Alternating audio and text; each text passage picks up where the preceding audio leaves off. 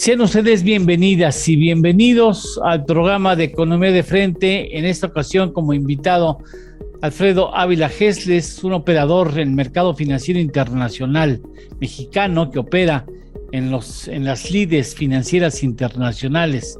Desde luego estará Ernesto Farel Santoscoy, un servidor hablando, por ejemplo, de la inflación a nivel mundial, qué es lo que está provocando aumento de precios, qué tan fuerte es la inflación en Estados Unidos y cómo puede llegar a afectar a México.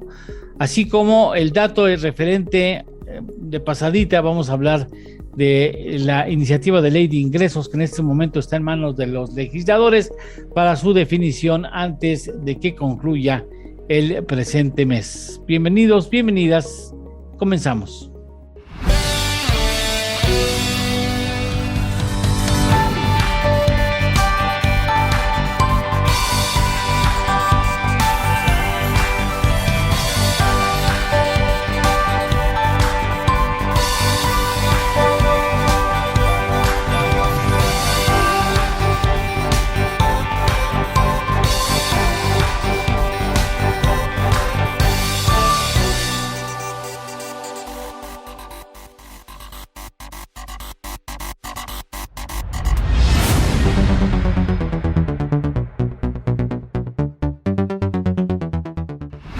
Saludamos con mucha cordialidad y respeto a Alfredo Ávila Gesles. Gracias por estar con nosotros, Alfredo, nuevamente en esta tu casa, y por supuesto Ernesto Farel Santoscoy, coordinador y conductor de este espacio de Economía de Frente. Gracias, estimado Ernesto Farel Santoscoy, tú las traes.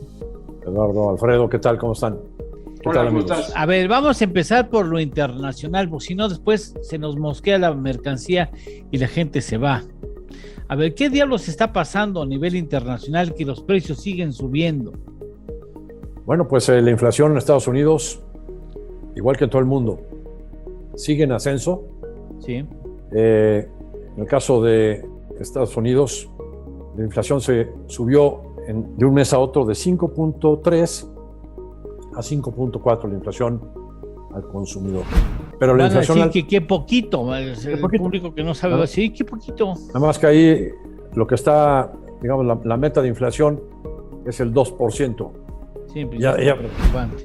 Y ya van en el 5%, no, más del doble. ¿Y el Ahora, la inflación al productor de 8.3 se subió al 8.6.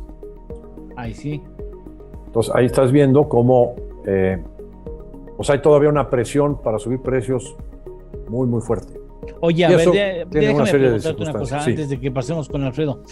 El que el productor cargue una mayor inflación que el consumidor implica que el día de mañana, figurativamente hablando, el consumidor se va a tener que tragar ese aumento que tiene hoy en las manos el productor. Lo que sucede normalmente es que parte de esa diferencia se la tiene que tragar el productor a reducción su margen. Y lo demás se lo endosa al consumidor. Lo demás se lo endosa al consumidor, así es. Ahora, o sea, cuando la demanda... Hay presiones inflacionarias en Estados Unidos. Del lado de los costos. Cuando la demanda es muy fuerte, les puede importar poco y no absorben el margen. Si hay mucha demanda, aumenta el precio. Sí. Entonces ahí sí pueden repercutir en el precio del producto final los incrementos de los costos, ¿no? Claro.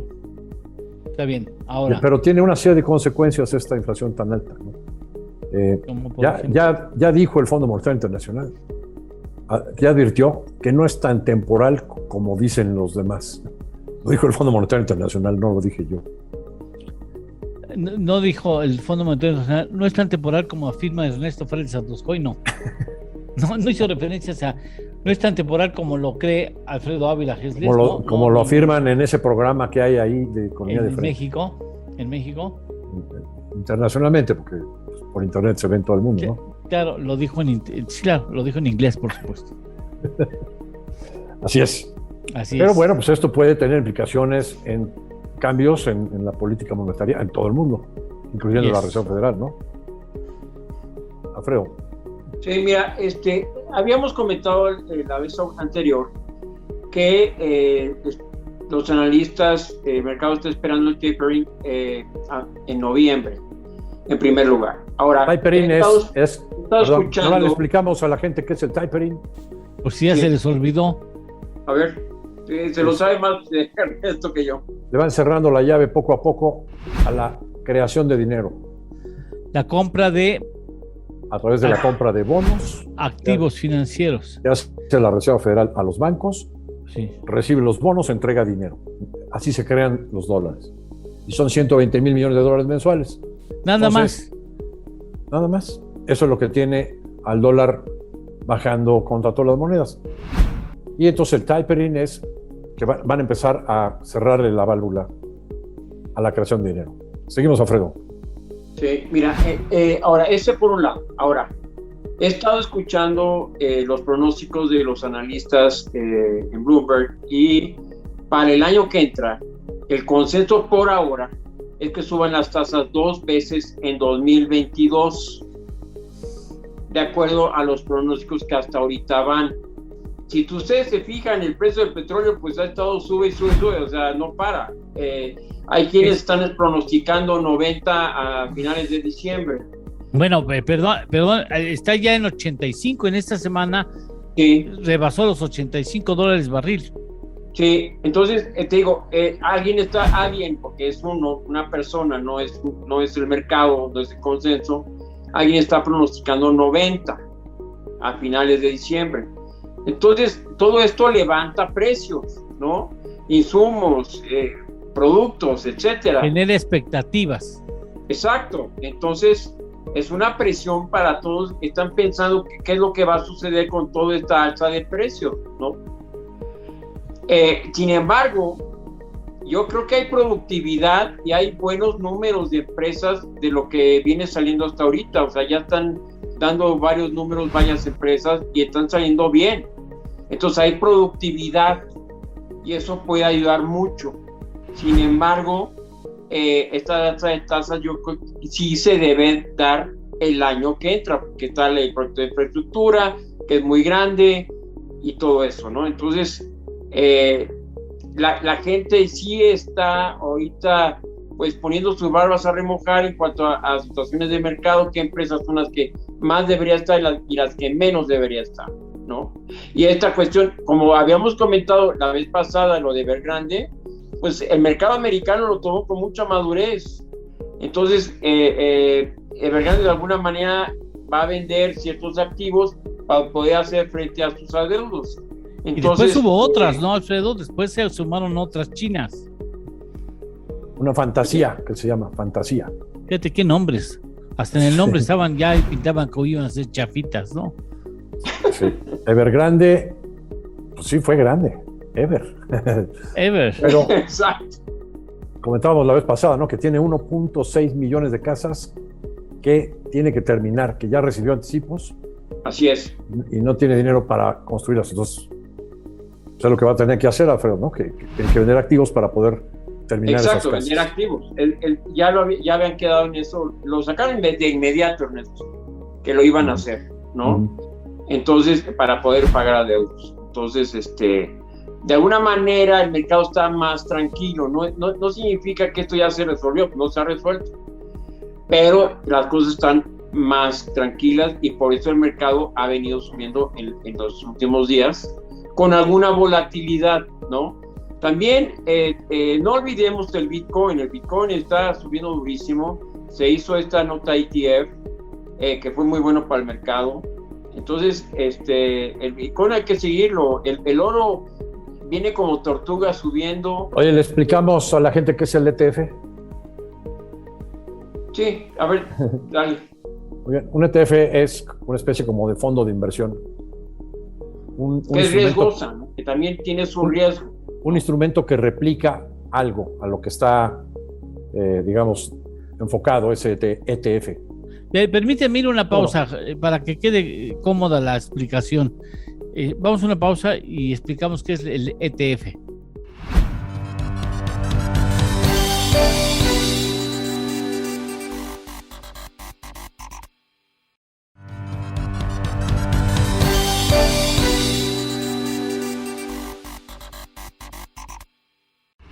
Entramos a la segunda parte del programa.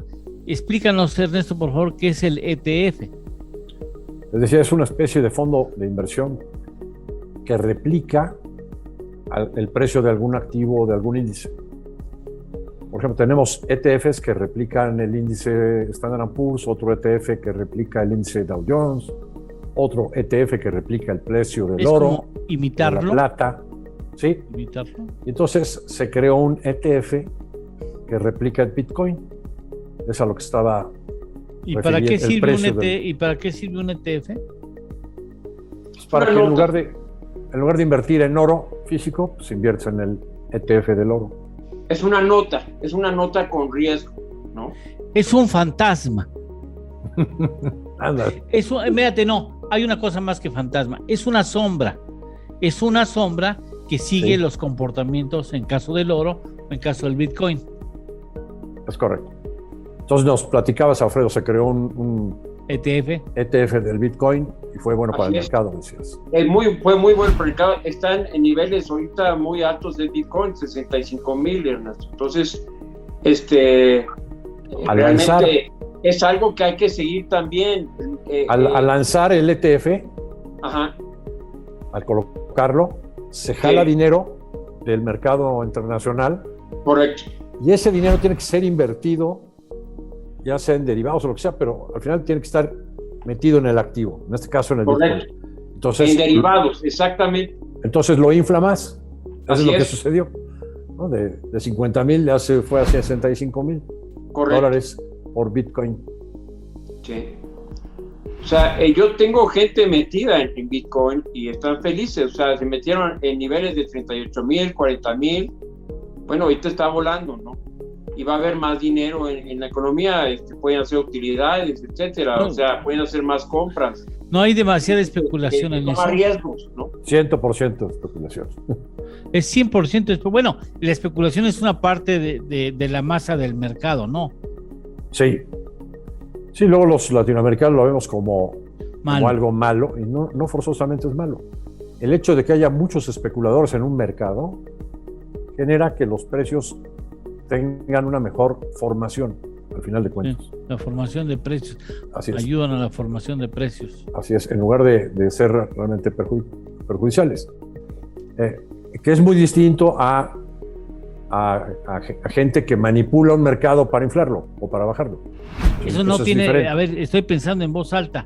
¿Eso no tendrá algún efecto sobre la inflación mundial? No. Sí, claro. O sea, Sí. no el Bitcoin, sino esta cantidad de dinero que se crea. Esa es la cantidad de dinero, centrales, no el Bitcoin per se, correcto. ¿no? La cantidad de dinero que están creando los bancos centrales genera distorsiones en todos los mercados, inclusive hasta en el Bitcoin, pero también hace subir el precio del petróleo, hace subir el precio de las materias primas, como el gas, aparte del gas, el maíz, el trigo, el cobre, plata, oro, todo se infla, el dólar se devalúa contra todas las monedas, o se debilita, los precios de las acciones suben, los precios de los bienes raíces también. Sí. Todas son distorsiones por las políticas monetarias extremas. Correcto. Perfecto. Bueno, ¿les parece bien si pasamos al terreno de las noticias y los temas nacionales? Sí, cómo no. Sí. Por ejemplo, ya que estamos hablando de inflación internacional, tendremos que decir de la inflación en México. Bueno, aquí las expectativas van para arriba. Pues ya se está hablando, digamos, de un consenso de analistas anda ya entre el 6.3 al 6.5 y hay quien está estimando el 7 para el cierre de este año. Altos, sí. Hoy estamos al 6 últimos 12 meses, al cierre de septiembre. ¿Te gusta los últimos 3 meses con un punto agregado? Pues me parecería mucho, pero veto a saber. Pero de que va a ser más alto, va a ser más alto. Nosotros estamos estimando 6.3 al cierre de este año. Ahora, ¿hay expectativas en la economía, Alfredo, de que la inflación va a ser más alta? Porque también eso es importante, ¿no? Las expectativas. Hay cosas que hay precios que se le están yendo de la mano. Por ejemplo, el gas que hemos venido comentando en los programas anteriores, ¿no? Y que si bien hay una presión para los precios de la gasolina también, ¿no? Entonces, eso provoca pues aumento de los fletes, de los transportes y demás, y aumento en los productos, de los bienes y servicios. Entonces, sí hay una presión inflacionaria fuerte, o sea, no te puedes decir otra cosa.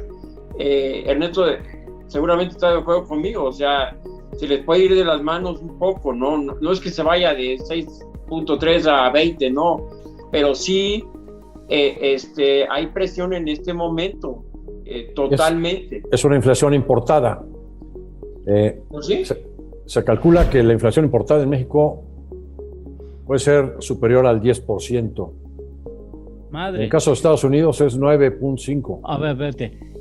O sea, quiere decir que la inflación representada en los precios, en un mayor precio que tenemos que pagar por los bienes importados, estaría sobre el 10% promedio. Sí, pero por lo menos. Mira, simplemente el gas que comentaba Alfredo. Bueno, es que el gas es un caso histórico mundial. Estaba en 1.80 hace unos cuantos meses. Y hoy está 5.70, ¿no? Sí. Entonces, unidad BTU en dólares. Bueno, pues es un incremento de más del 300%. Y lo mismo está sufriendo Europa con el gas de Rusia. Ahorita yo hice referencia aquí al gas precio de Texas. Bueno, pues el de Rusia es igual. También ha quintuplicado.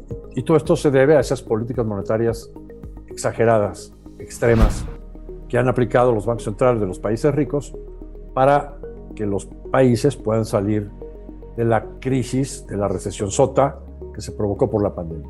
Permítame ir una pausa y Sí. vamos a un siguiente paso, que es: ¿no tendríamos que ajustar la iniciativa de ley de ingresos y el panorama, los criterios de política pública en materia económica para el año entrante, tomando en cuenta este escenario inflacionario al que haces referencia? Después de una pausa, la respuesta.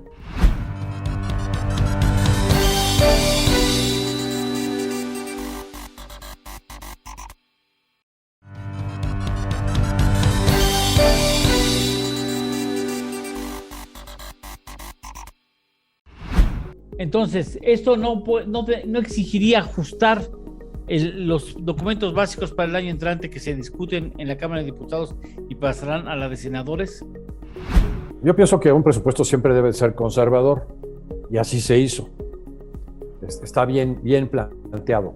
El programa económico para el 21 está bastante bien planteado. Para el 22. Para el 22, perdón. Pero sí está habiendo un incremento de precios en el petróleo pues, muy alto. Y eso implica que se podría ajustar al alza la variable del precio en lo que es ingresos de exportación de petróleo que tendría este presupuesto. Pero por otro lado hay reglas y en esta parte pues creo que no hay mucho para dónde hacerse, porque hay que recordar que se hacen operaciones de cobertura y del precio de exportación de petróleo cada año, como comprar un seguro, y más o menos el precio base del presupuesto debe andar por ahí, ¿no? Porque si no, ¿qué es lo que sucede? Si tú hoy utilizas el precio de $80, ¿no? $75 que anda por ahí la mezcla mexicana, un poco más arriba. Correcto. Muy bien. Y luego pasa algo y de repente a los árabes se les ocurre, no, pues siempre sí voy a incrementar mi producción en 2 millones de barriles que tengo ahí de capacidad ociosa. Así, ¿eh? Entonces el precio, pues en lugar de 75 se te puede ir a 45. Vale. Pero si tú en base a los $75 ya crees que es un gobierno rico y se pone en el presupuesto a dar más presupuesto de gasto a todas las dependencias y a los gobiernos estatales, luego ¿cómo lo financias? Pues por eso hay reglas y por eso debe ser más conservador. No sé qué opina Alfredo. Mira, el gasto, Ernesto, como tú lo sabes, ha venido de manera muy conservadora. O sea, cada vez más ha estado hablando López Obrador de no gastar más de lo que deben, ¿no? Sin embargo, en algunos proyectos se va a necesitar más dinero. me parece que en el caso del Tren Maya van a necesitar más dinero y es por eso que están presionando un poco a los bancos de desarrollo, Nafixa y Bancomer, para que les den dinero de lo que les está faltando para poder terminar las obras en el tiempo que ellos quieren, como el tipo 2023, me parece. Pero pueden ir al mercado de deuda, ¿no? No quieren tampoco quieren endeudarse mucho, o sea, están pagando millones de deuda. Puede. Así es. Sí. Digamos, seguramente va a subir un poquito el precio en relación a como lo pusieron en las bases. Creo que era $55, $58. Seguramente lo van a subir un poquito en el Congreso. Correcto. Pero no deberían de incrementarlo a $75 o a $80. No, porque si no, después de que... normalmente no lo hacen. Así es. ¿No? Así es. Bueno, ahora, este año el presupuesto base, el que planteó el secretario Rogelio Ramírez de la O, implica un crecimiento del 6% arriba de inflación en el gasto. Ese es más gasto. Es como un incremento del 10% en el gasto de todo el gobierno. Se rompe la inercia austera. No es tan inercial como decían los economistas, nuestros colegas analistas, y pues implica también un reto formidable en la recaudación fiscal. Ya veremos bajo la premisa de que no se quieren dudar. Anteriormente, llevamos varios años en que estaba presupuestando un superávit primario. La diferencia entre ingresos y gasto de gobierno, sin incluir el gasto de interés de la deuda, a eso se le llama resultado primario. Y se estaba planteando anteriormente un superávit primario. Y para el año 22 ya no se está planteando un superávit primario, sino más bien un ligero déficit primario. Perfecto. Hoy López Obrador mencionó que va a destinar 50,000 millones de pesos a mejorar la Guardia Nacional a nivel del país. Pues van a destinar una cantidad muy grande a la Guardia Nacional. Pues vamos a ver cómo le hace de mago, porque ¿de dónde va a sacar tanto dinero? Bueno, es que se lo van a quitar a otras entidades, otras dependencias. A tu bolsillo y al mío. No, pero por ejemplo, Comisión Reguladora de Energía. No dudas que la van a desaparecer. No, sí, pues ya está planteado. Y que en la reforma eléctrica no se aprueba, esperemos que no, pues la van a dejar sin presupuesto, ¿no? Y de ahí le jalas. Por ejemplo, y de ahí jalan para otras. Salud, también hay un incremento de salud del 30%. Pensé que alguien había estornudado. No. En salud están incrementando 32%. Entonces, por dentro del presupuesto hay reacomodos del gasto muy importantes. A ciertas áreas las están privilegiando. Qué bueno que sea salud, qué bueno que sea seguridad. Educación. Ojalá que haya más presupuesto también para educación. Creo que no se pensó en incrementarlo tanto. Señores, ha sido un placer estar con ustedes en este programa. Muchas gracias, Alfredo Ávila Gesles. Gracias, Eduardo, por estar como invitado y aceptar nuestra invitación a que forme parte de este programa. La semana que entra hablaremos de la miscelánea fiscal. En lo que haya pasado al Senado, ¿no? Así es. Muchas gracias, Ernesto. Gracias a ustedes. Gracias, Ernesto. Mucho saludarte. Nosotros agradecemos a usted su preferencia y nos escuchamos y nos vemos mañana, no. La próxima semana sí, por supuesto. Gracias. Hasta la próxima semana.